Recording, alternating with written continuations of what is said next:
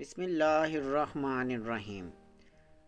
Urdu voice studio channel کے سامعین و ناظرین کو آصف محمود کا محبتوں بھرا سلام۔ اشفاق احمد اپنی کتاب زاویہ میں اپنی زندگی کے متعلق ایک واقعہ لکھتے ہیں کہ میں روم میں ہوتا تھا، جو کہ اٹلی کا دارالحکومت ہے۔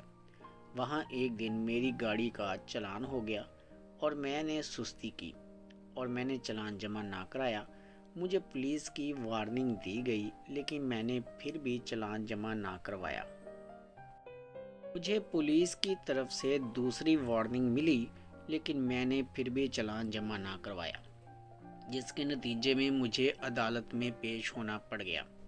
میں عدالت میں تھا، عدالت لوگوں سے بھری ہوئی تھی اور جج صاحب مجھ سے مخاطب ہو کر بولے، آپ کو 2 وارننگ دی گئیں، آپ نے چلان جمع کیوں نہیں کروایا؟ میں نے جج صاحب سے کہا کچھ ذاتی مصروفیات کی وجہ سے چلان جمع نہیں کروا سکا، میں اس کے لیے معذرت خواہ ہوں۔ جج نے کہا آپ کیا کرتے ہیں؟ تو میں نے ان سے کہا میں فلاں یونیورسٹی میں جغرافیہ کا پروفیسر ہوں۔ میرا اتنا کہنا تھا کہ جج اپنی کرسی سے اٹھ کھڑا ہوا اور اونچی آواز میں چلاتے ہوئے بولا، A teacher in the court۔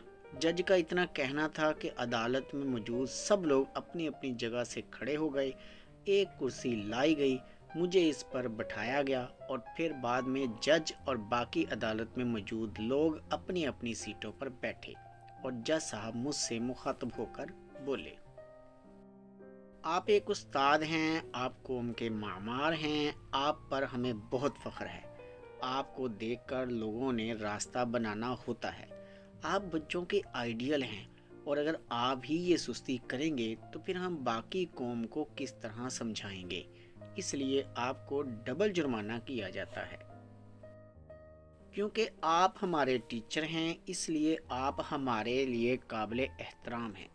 آپ خود جرمانہ ادا کرنے نہیں جائیں گے۔ جرمانہ پولیس والے سے ادا کروا دیا گیا۔ اس دن مجھے یہ احساس ہوا کہ یہ لوگ اتنی ترقی کیوں کر رہے ہیں۔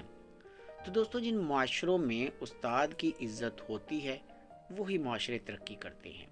اپنے اساتذہ کی عزت کریں، ان کا خیال رکھیں، دعا میں یاد رکھیے گا۔ اللہ حافظ۔